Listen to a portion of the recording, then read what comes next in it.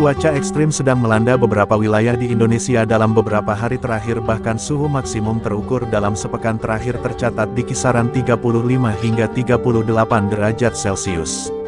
Bidang prediksi cuaca Badan Meteorologi, Klimatologi, dan Geofisika Saifuddin mengatakan bahwa saat ini wilayah di Indonesia yang berada di bawah garis ekuator akan mengalami panas yang ekstrim.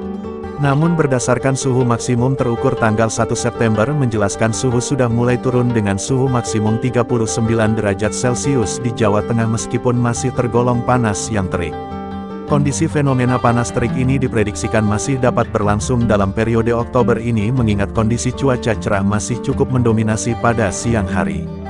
BMKG mengimbau kepada masyarakat untuk senantiasa menjaga kondisi stamina tubuh dan kecukupan cairan tubuh terutama bagi warga yang beraktivitas di luar ruangan pada siang hari supaya tidak terjadi dehidrasi, kelelahan dan dampak buruk lainnya.